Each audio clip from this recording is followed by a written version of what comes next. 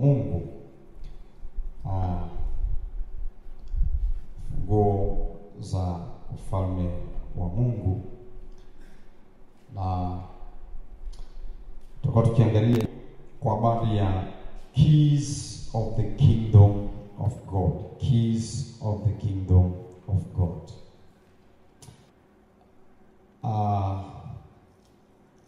Katika Biblia yetu ya vitabu hivi 66 inajaribu kuzungumza juu ya ufalme, itataja ufalme katika makundi mawili. Itataja ufalme katika makundi mawili. Kundi la kwanza, Biblia inazungumza habari ya ufalme wa Mungu au ufalme wake. Lakini Mathayo sura ya 6 mstari ule wa 33 inasema, basi utafuteni kwanza ufalme wake na haki yake, haya mengine mtazidishiwa. Utafuteni kwanza ufalme wake. Sehemu nyingine itataja utafuteni kwanza ufalme wa Mungu, lakini sehemu nyingine itataja utafuteni kwanza ufalme wa mbinguni. Na kwa tutaona hayo makundi, ufalme wa Mungu au ufalme wa mbinguni. Kundi la pili ni ufalme wa mbinguni. So there are kingdom of God and there are kingdom of heaven. So hiyo ni two different perspectives. Hayo ni makundi mawili tofauti kabisa. Ufalme wa Mungu ni kitu kingine na ufalme wa mbinguni nao ni kitu kingine. Kwa hiyo kwenye kozi hii ambayo tumeanza kujifunza leo na kesho, inazungumzia funguo za ufalme wa Mungu au ufalme wa mbinguni. Mathayo sura 16 mstari wa 18 hadi 19 anasema, nami nakuambia wewe ndiwe Petro, wewe ndiwe Petros. Anasema, na juu ya mwamba huu nitalijenga kanisa langu, wala milango ya kuzimu haitalishinda. Sasa katika muktadha wa somo langu sitakufundisha kanisa la Kristo. Hasa watu wengi wanasema hili ni kanisa langu. Watu wanasema, nami nakuambia wewe ndiwe Petro, na juu ya mwamba huu nitalijenga kanisa langu, wala milango ya kuzimu haitafanyaje? Haitalishinda. Lakini mstari wa 19 ndio hasa kiini cha somo letu. Anasema, nami nitakupa wewe funguo za ufalme wa mbinguni, na lolote utakalolifunga duniani litakuwa limefungwa na mbinguni, na lolote utakalolifungua duniani litakuwa limefunguliwa na mbinguni.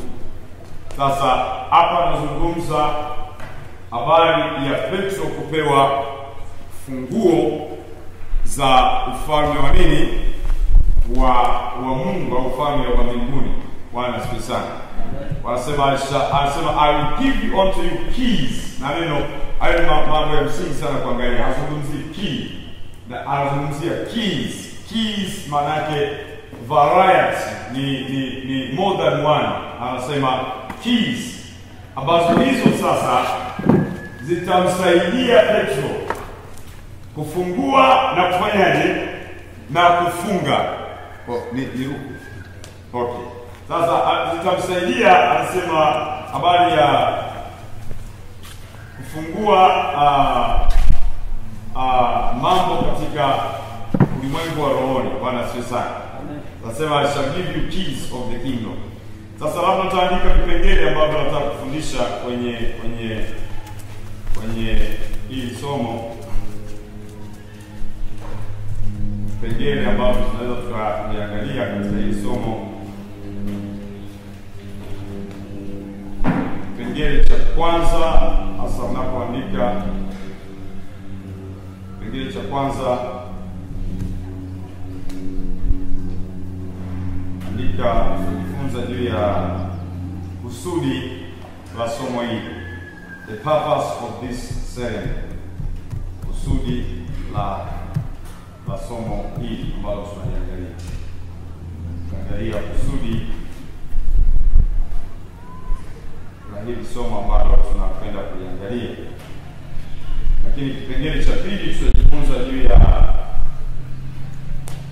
nami nitakupa. Hicho, I will give you, nami nitakupa. The giver of the keys, mtoa funguo.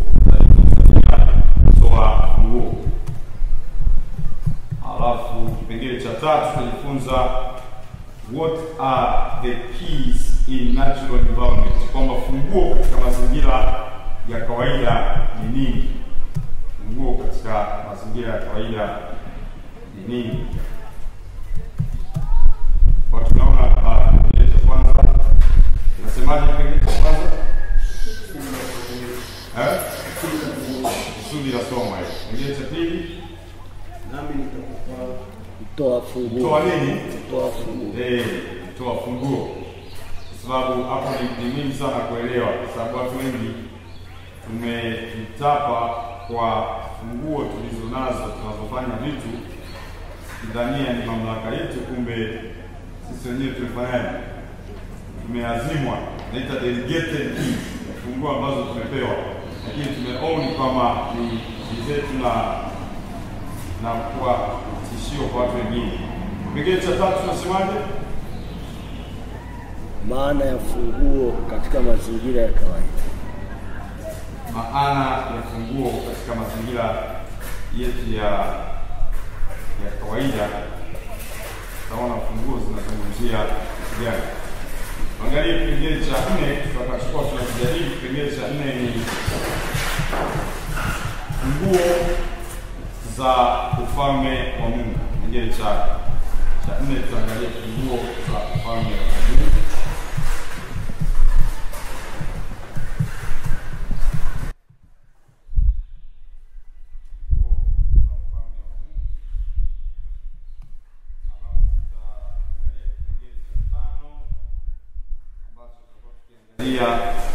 Maana ya funguo, meaning of spiritual keys, maana ya funguo za kiroho.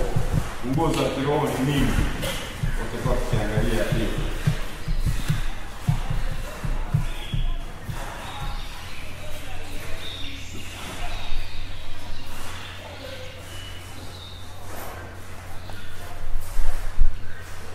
Maana ya funguo za kiroho tutakuwa tukiangalia.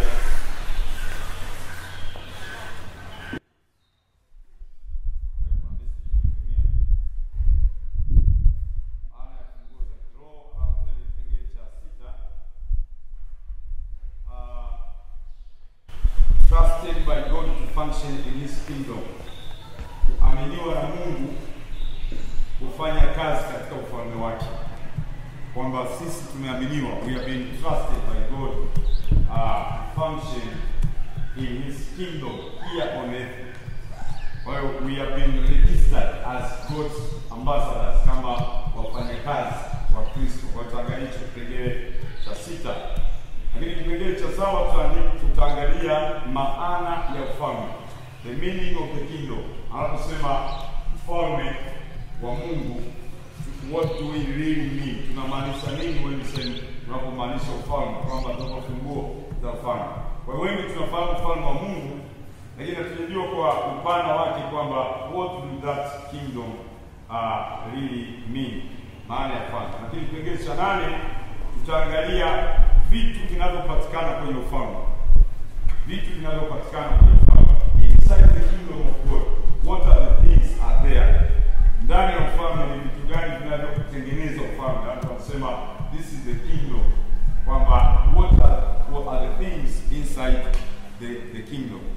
What are the things inside the kingdom? Kwa kipengele cha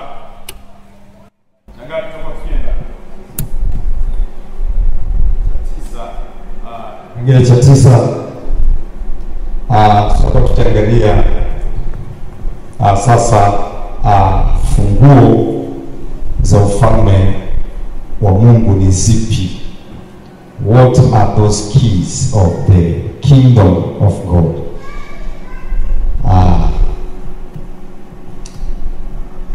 Na kipengele cha 10 tutaangalia how to access the keys of God.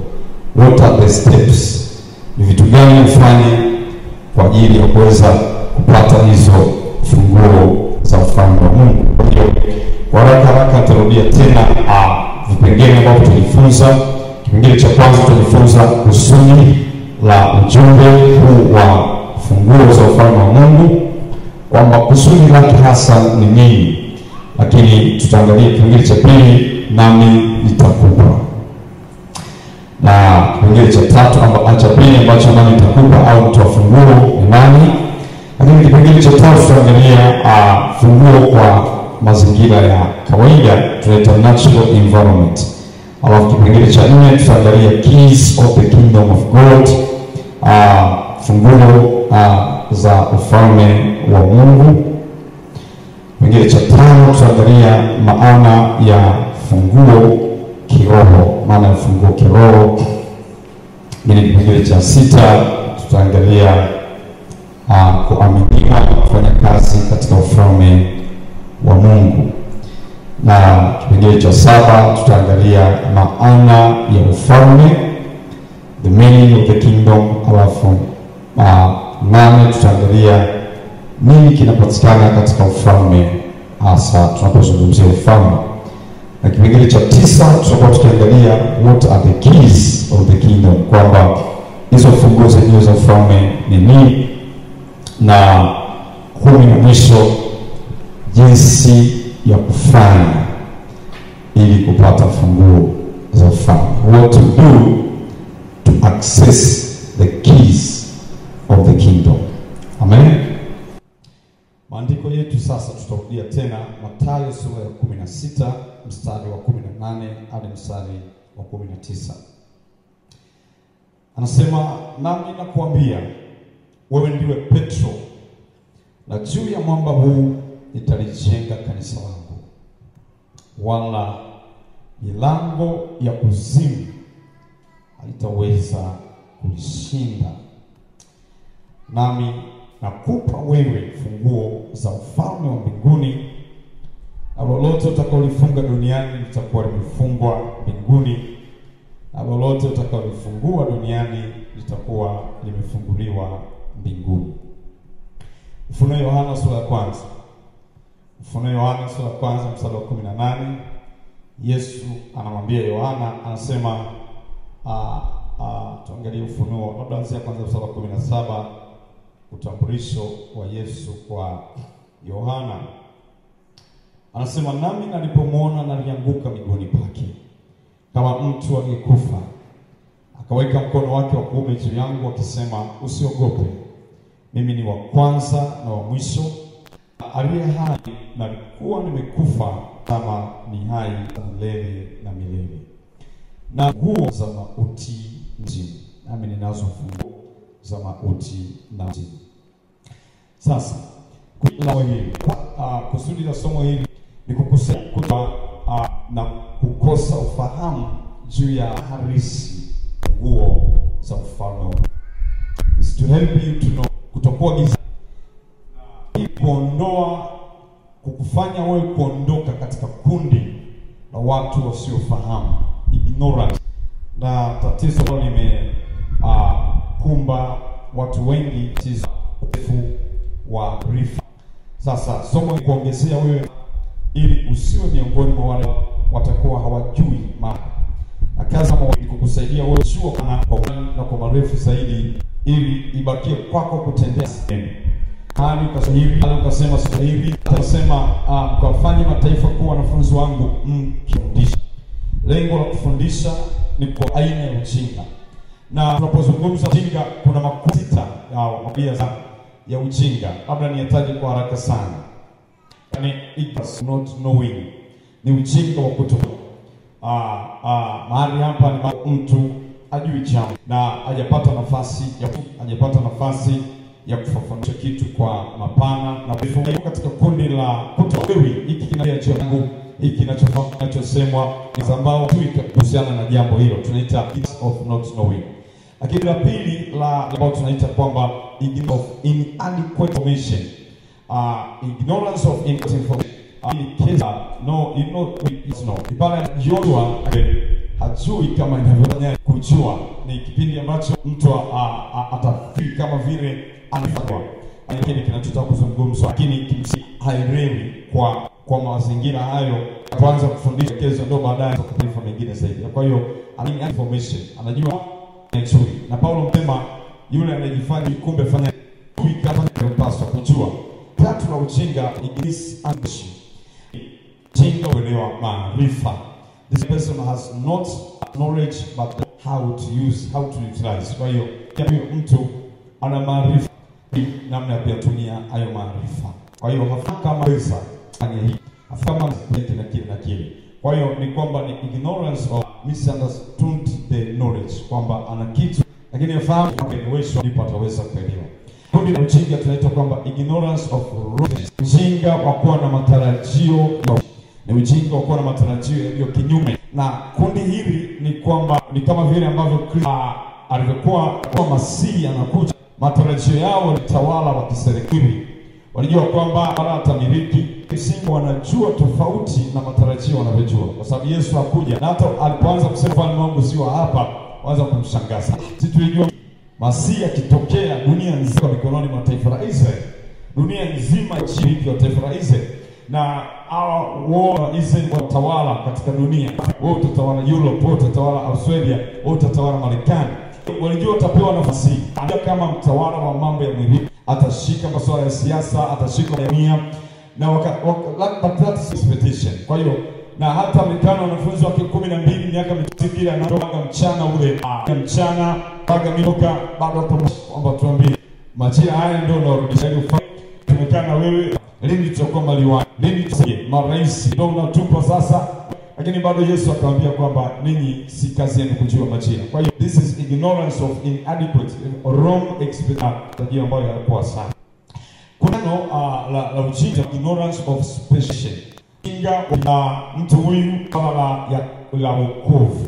Hata elewa masuala ya utakaso, hata elewa masuala ya kuja kwa Yesu mara ya pili, hata elewa masuala ya kufunguliwa, hiyo masuala na kundi moja.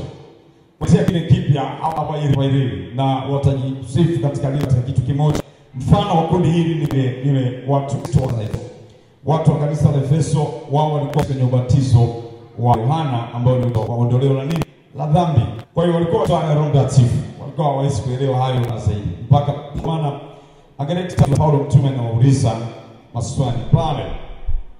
Anasema kwanza pale wa 6 ikawa kwa Korinto Paulo akisha katika nchi za Efeso Ituruki na miji ya Efeso, Smyrna, Pergamo, miji yote ile nchi sasa. Ukizungumzia Uturuki ndio miji yale makanisa yote sasa yako pale Uturuki. Siku moja ukitaka kwenda kuyaona masaba hii miji Patimo, sio cha Patimo, vyote viko pale Uturuki. Sasa pale na ukasasa kufika pale Uturuki. Na hata kimsingi katika historia za ndani ni kama vile maisha yake yaliishia pale Uturuki kwa sababu ndiko ambako alikuwa anaishi.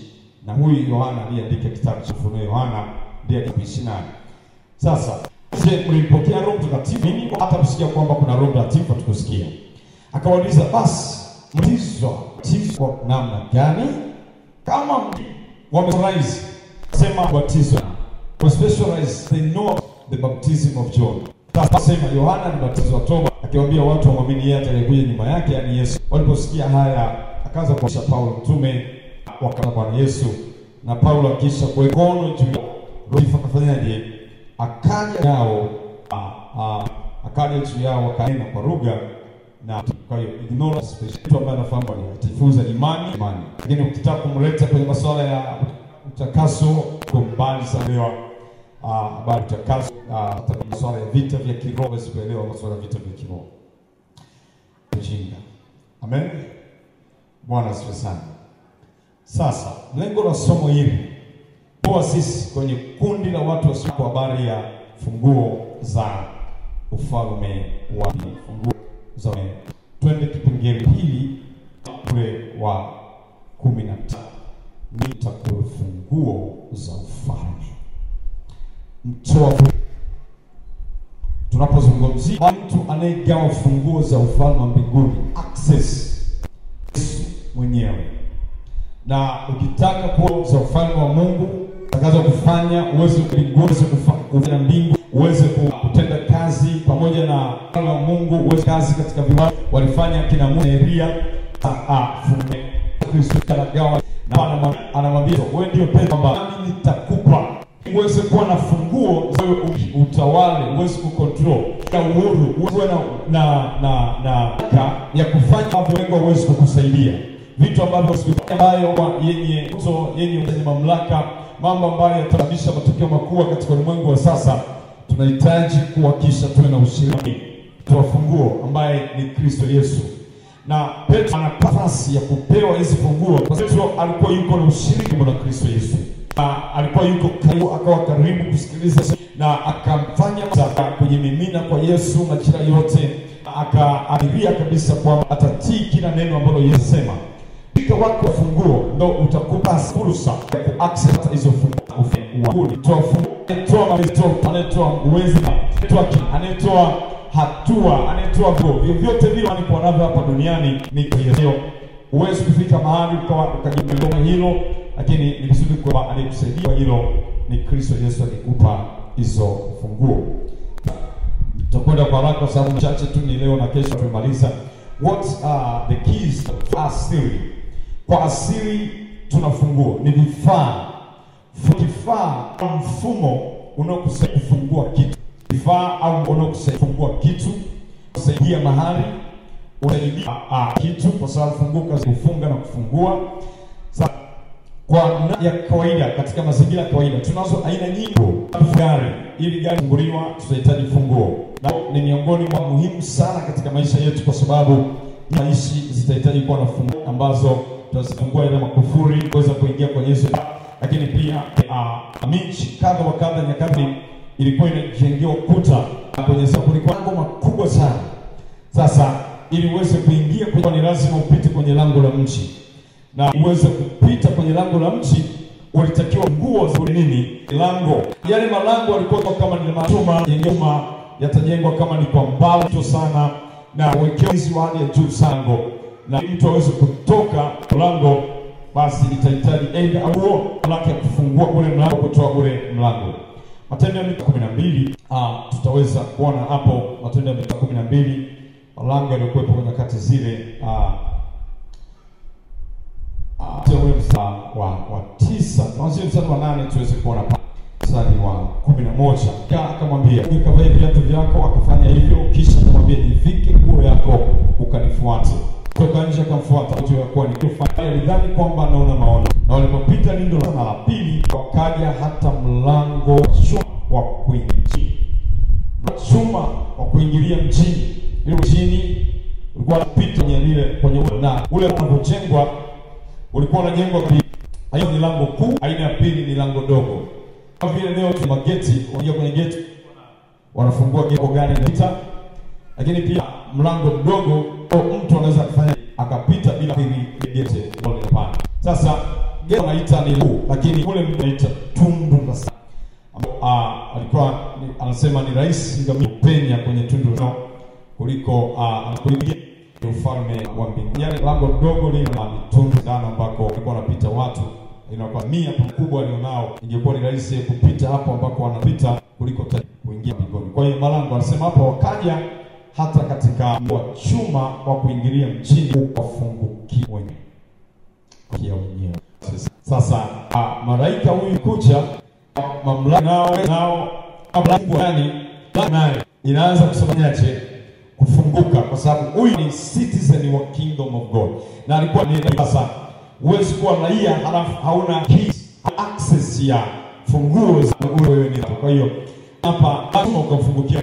Kimsingi kwa hili somo hakuna mlango hautafunguka kwa jina la Yesu. Nasema milango itafunguka mbele yako kwa Yesu hai. Lakini jambo lingine tunapokuwa tunajifunza pia na milango mikubwa, kulikuwa na milango midogo, lakini pia kuna funguo za kufungua simu, kufungua TV, password zote zinatajwa kama ni funguo. Kwa hiyo hizo kuingia ndani, fanya kile unachohitaji, liberalization. Mamlaka inajia wewe kupenya, kuingia au unachotaka, yote ile unataka uwe. Hizo ni funguo ambazo zinakusaidia wewe kuingia kwenye kompyuta na uweze kufanya unachotaka. Kwa hiyo kwa actually masomo haya vitu vingi tunavyovifanya vifunguo ili tuweze kufanya kitu kimoja au kingine. Kipengele cha 4 keys za ufalme au falme, tunasema of the kingdom of God, multiple keys. Funguo za ufalme wa mbinguni ni zaidi ya hivyo. Na anaposema keys of God, sema kuna ufalme aina ya ufalme wa mbinguni, kundi la ufalme wa Mungu. Sasa tunapomaanisha nini ufalme wa Mungu wa mbinguni? Hali ambako fanyaje? Hapo ni the kingdom of heaven. Lakini tuna the kingdom of God, ufalme wa Mungu ulipote pako ana influence au ana miliki. Inaweza kuwa duniani, kwenye ardhi, inaweza ardhini, popote Mungu anamtawala. Hapo panaitwa sasa ufalme, ikijumlisha mbinguni, ikijumlisha dini, ikizungumza sehemu zote ambazo Mungu ameziumba. Sasa anaposema atatupa funguo za Mungu, maana yake Bwana anatupa ya sisi kuweza kuingia popote pale. Anataka mamlaka ya sisi kuenda mahali popote, kwenda mahali popote na kufanya hili na lile pasipokuwa na vikwazo vyovyote vile.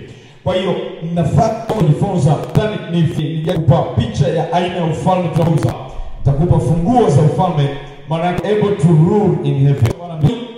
Unaweza na nasema lolote kama lifunga linakuwa limefungwa na mbinguni, maana yake you all areas unafanya pote pa mtawala na kumiliki, you are able to go there. Kwa mfano mtumishi wa Mungu David Yomcho, ndio wakati fulani ameenda kufanya semina Marekani, semina inahusiana maombi. Baada ya kumaliza kufanya semina, pepo mmoja akavurusha vitabu vyake, Biblia, simbo, tenzi, akavuruga serini yule pepo, akamtishia kumpiga. Baadaye David Yomcho akahuzunika sana kwa hiyo tukio, vitu lala chini, piga magoti, anaomba rehema, Bwana nisamehe, kuna mali nimekosea, Bwana Roho Bwana na maombi ya namna gani haya? Huyo pepo kama amekwenda amuru kule kuzimu aje hapa kitu kimoja kingine. Baki kama na maana yake niko kini funguo hizi za ufalme nilizopewa, ninaweza nikaamuru vitu vya chini hai. Naweza nikaamuru vitu mbinguni na vikatokea na Yesu hai. Nikatujie kujia na vikatokea. Maana yake hizo nilizopewa duniani, maana yote kujua hizo ambazo umepewa kuniambia nyamaza na jua litanyesha. Nyamaza kanya. Wanaweza wakabadilisha hali ya kama kina Elia kuwa anzao usine na hayo yote. Kwa sababu hizi funguo ni mamlaka umepewa inayokuwezesha wewe kwenye ule ufalme, kwenye ile miliki taoni mbele domain na territories zinavyokuwa. Unaweza kuzote kwenye ule ufalme wa Mungu. Bwana tukufu kwa jina la Yesu hai. Mbinguni wataelewa kwa mtu hai. Duniani wataelewa kwamba unamtumikia Kristo hai. Jambo kwamba unamtumikia ardhi, wataelewa kutumikia Kristo hai. Mamlaka na funguo ambazo tumepewa, ardhi itatuheshimu kwa jina la Yesu hai. Funguo tunazopewa milima itatuheshimu na Yesu Kristo.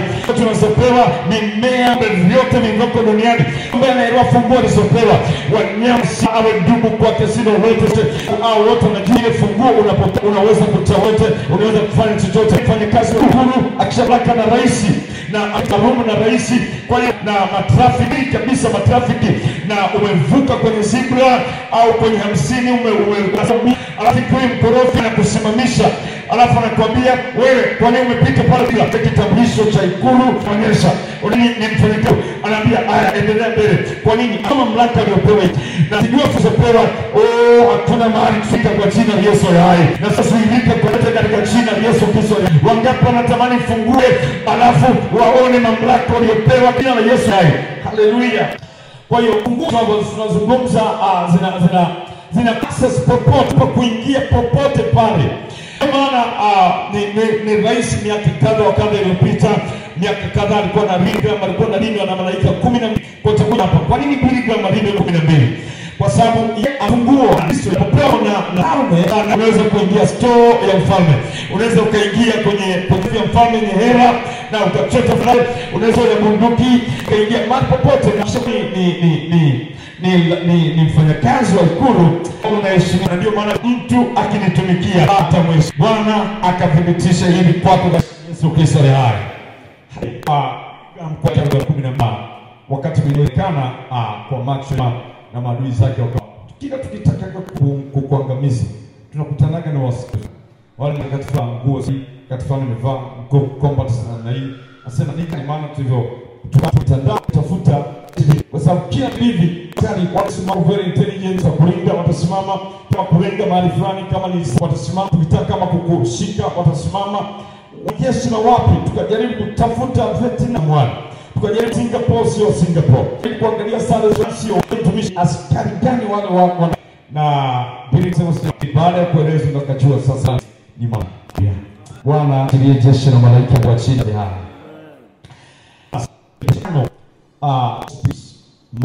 ya funguo roho za tupa makasi. Maana ya kwanza, funguo za kiroho zinazungumzia praise, kanuni kiroho. Sema nitakupa keys. Hizi funguo kama hizi tunazoziona, lakini roho funamaanisha ya kanuni katika Biblia za mfalme Kristo tupa.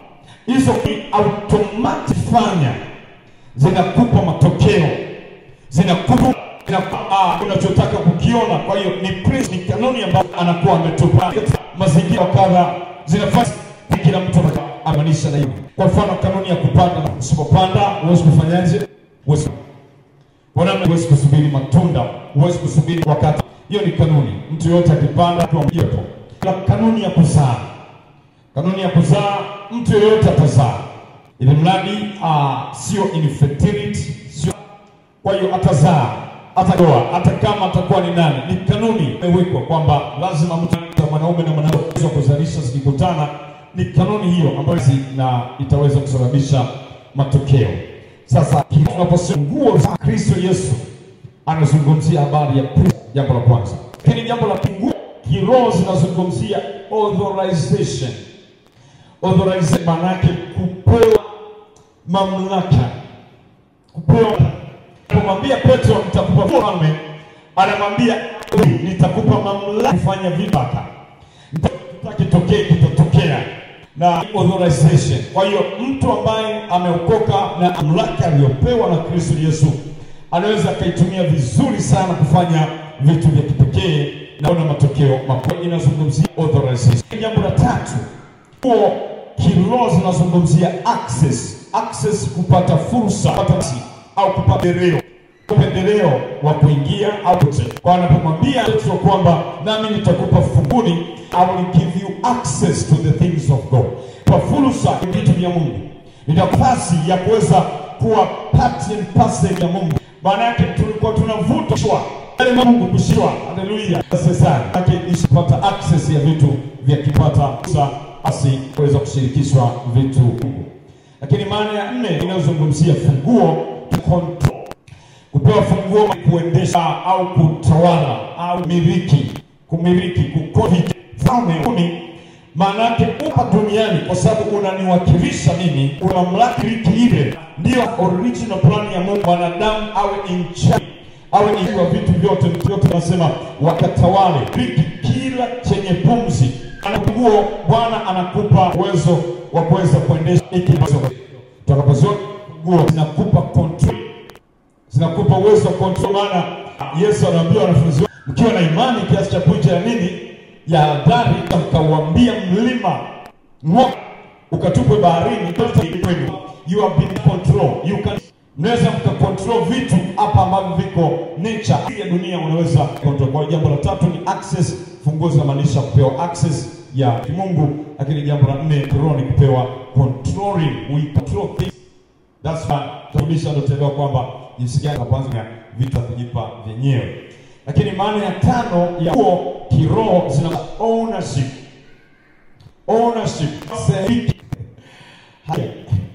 Funguo za nyumba yangu, za Mungu, maana yake kwa sehemu owner wa lile nini.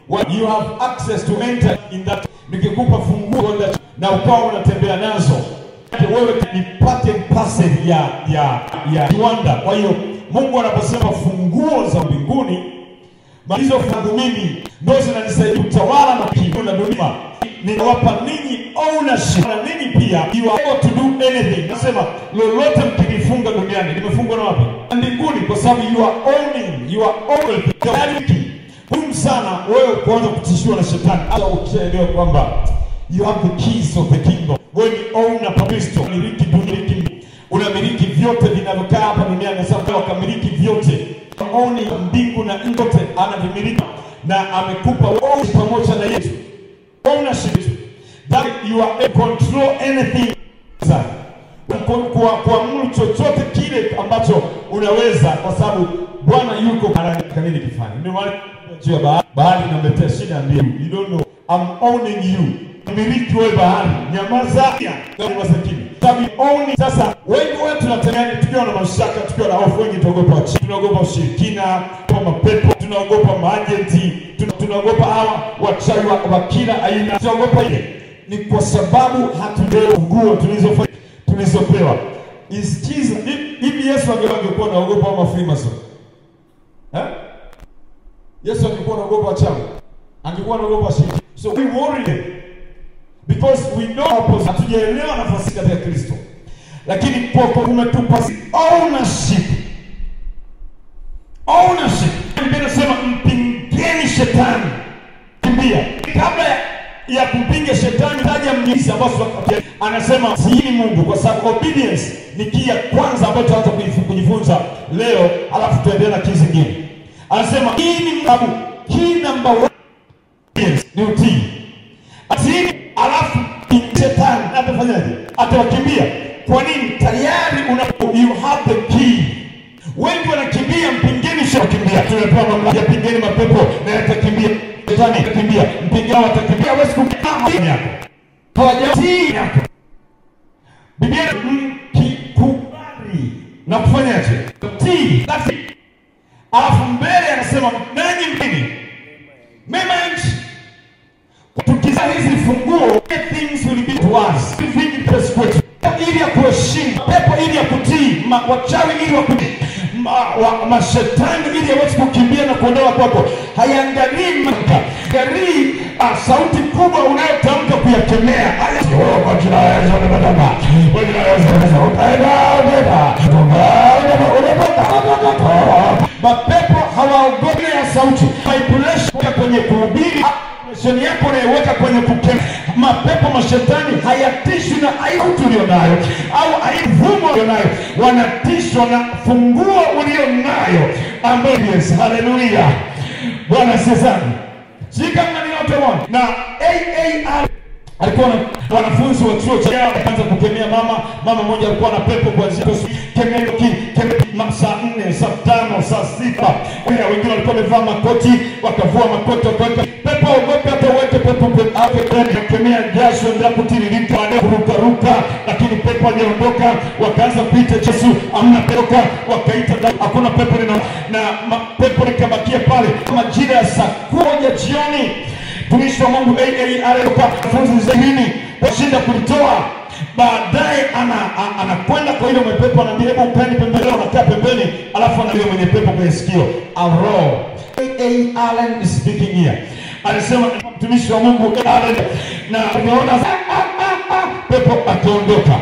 Na wanachua kwamba imekuwa chache tu pepo anaondoka. Sasa asubuhi tunakemea pepo. Pepo atishwi na aina ya mbinu unazojaribu anatishwa na ya utii ulionayo kimenya. Bwana sio sana. Nitakapoanza kuchambua funguo moja baada nyingine, atisi nitafundisha sawa kwa awamu nitafundisha sawa. Ni ownership. Na leo kwamba you are everything. Hawezi kuwa na kutikiswa na kuwa na hofu na mashaka yote hayo. Kwa sababu lakini jambo la maana ya kiroho inamaanisha funguo, inamaanisha permission, ruhusa. Keys of I'm giving you. Nami ninakupa wewe funguo, maana kupa passion ya kutumia chochote. ninakusa ingia na kutoka, ninakupa ruhusa ya kutembea, kuruka ruka, permission in God's kingdom. Kwa tumepewa permission. Na watu wakielewa tunaita your identity. Ukielewa nafasi yako katika Kristo Yesu, kwamba Paulo mtume hawamjui ya kwamba sitoa hukumu nini? Malaika. The opportunity tuliyopewa ya kupewa ufalme wa Mungu, hata malaika masi hawakupewa. Mamlaka tuliyopewa juu ya ufalme wa Mungu ambayo amepewa, walitamani sana wapewe hiyo nafasi. Tatizo linalotuzuia kosa kule kwamba Kristo mimi ni nani Kristo? Na wewe ni nini Kristo? Na mamlaka gani katika Kristo? You permission ya kuamuru ya bania ya pina. Yesu anasema utii wenu utakapopita, ombeni lolote. Ombeni lolote. Obedience. Bwana ametupa permission, we've been given permission ya vitu vya kimungu. Maana ya funguo kile unasema over something. Power, you've been given nguvu juu ya kufanya kitu fulani. Nguvu tenda, nguvu wala. Power, nami nitakupa ufunguo za ufadhili. Namba 8, nguo za katika nyingine sema free. Umepewa uhuru katika Mungu. Funguo kwa wewe freedom ya kuka yaenda. Funguo kwenye wapi that freedom. Alafu maana funguo kiroho namba 10 is to rule, kutawala na kumiliki na kumiliki.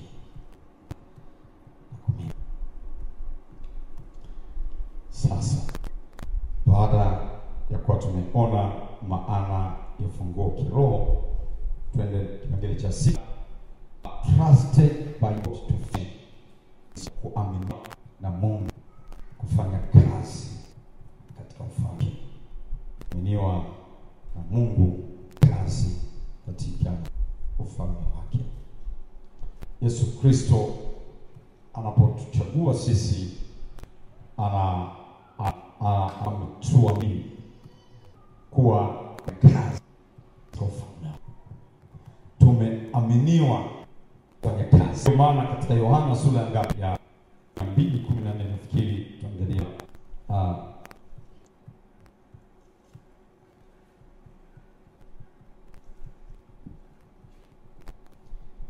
Yohana 14:12